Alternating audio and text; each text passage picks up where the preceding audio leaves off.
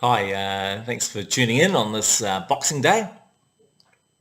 Every 7 years, Boxing Day, I suppose, falls on a Sunday, and most people are not too keen to go to church on Boxing Day. But it's great you've taken the time to tune in this morning. Really appreciate that.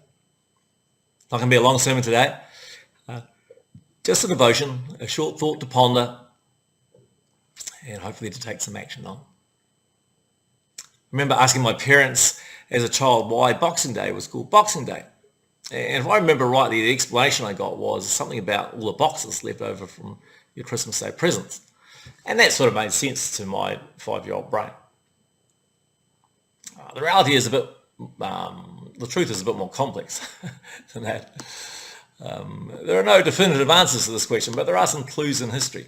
They reckon in the 2nd and 3rd centuries, during December, churches would have an offering box set aside to help the poor. And during December, you put money in those boxes, and on Boxing Day, the boxes were opened and the money distributed to the poor.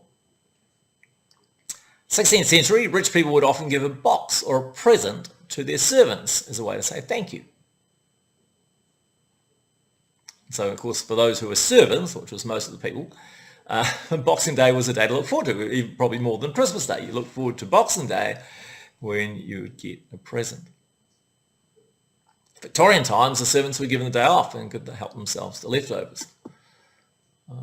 Today, we have our own traditions for Boxing Day.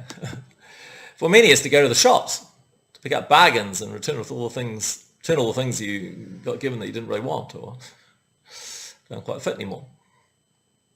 For some, it's a time to hang out with friends and family. Others, it's watching a big sporting event. Not too many live events down here, but, watching the cricket on TV or whatever. Most people eat leftovers. Eat leftovers on Boxing Day.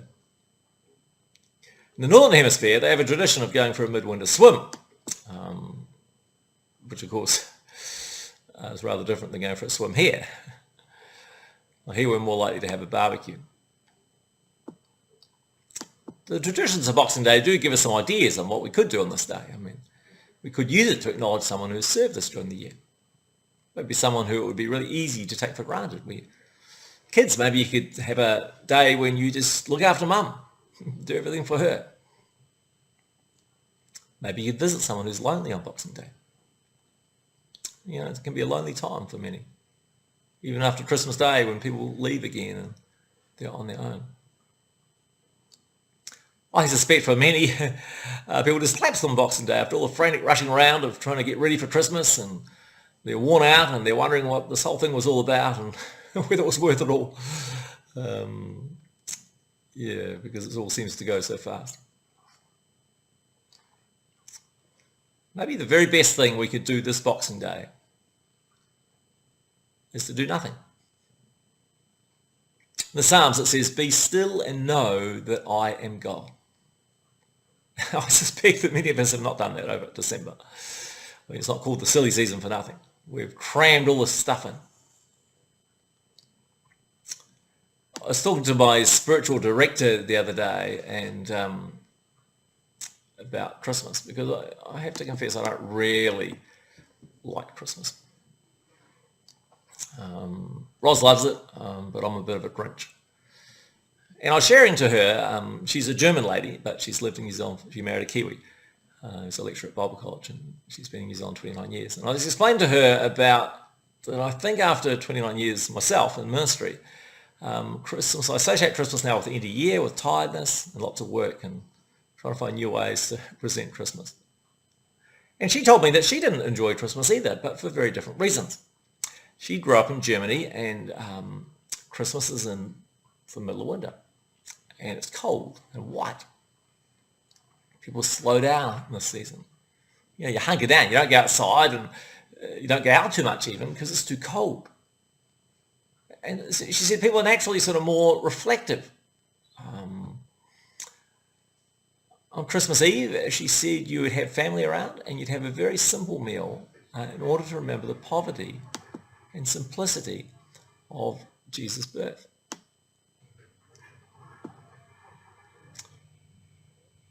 Now, as I said, in New Zealand, Christmas is connected to the end of the year, and we rush around trying to get everything done and finish everything off, and lots of end-of-year functions, and it's a very busy season, not at all conducive to quiet reflection.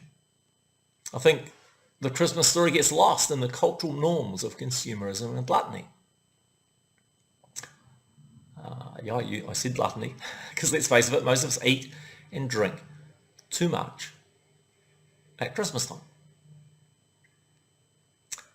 So I think the very best thing we could do this Boxing Day is to be still and know that I am God. Now that could be really difficult if you've got a house full of kids and family. You need to co-opt someone to help you so you can get a little bit of space.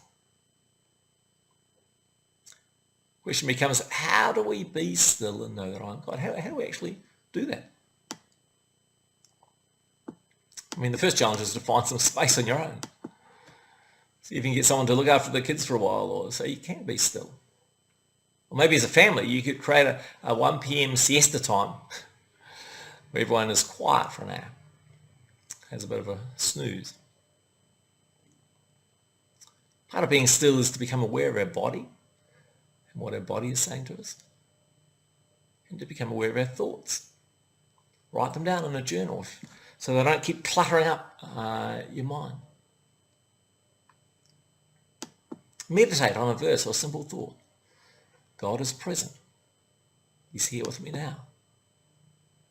God is present. He's here with me now. What does that mean? Chew it over in your mind, over and over. What does it mean that God is present right now?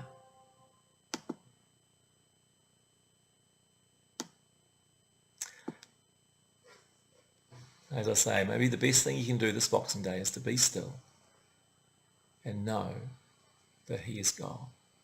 Be still and know that he is God. I trust you'll have a great day. I trust you'll tune into our services in January, the first 3 weeks in January. They're going to be online. But make sure you slow down and know that he is God.